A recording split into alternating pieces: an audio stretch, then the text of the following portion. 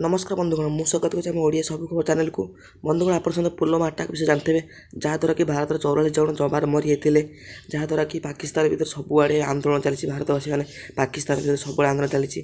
कारण से द्वारा आम भारत 44 जन जवान ही मरी ये बहुत बड़ा दुखर खबर।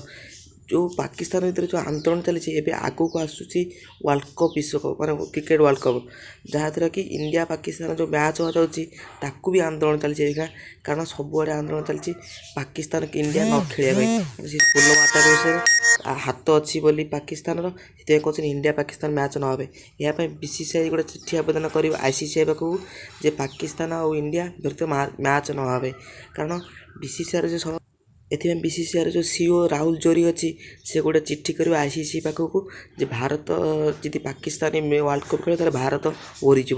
जहाँ को 27 तारिख में मीटिंग हम से चिट्ठी आवेदन कर आमर जो क्रिकेटर जो प्रशासक अच्छी विनोद राय चेयरमैन अच्छी क्रिकेट प्रशासक चेयरमैन से गोटे चिट्ठी लिखी बीसीसीआई सीओ पाखक राहुल जोरी पाखक जे पाकिस्तान ये वर्ल्ड कप न खेल दरकार यह 27 तारिख जो मीटिंग हम ये मीटिंग ये कथा पकेब से आम राहुल जोरी बीसीसीआई चिट्ठी लिखी आईसीसी पाखक भारत पाकिस्तान मैच न तेणु आप न्यूज आगे देखा चाहते आम चैनल सब्सक्राइब कर पाखे बेल आइकन दबाई दिंतु।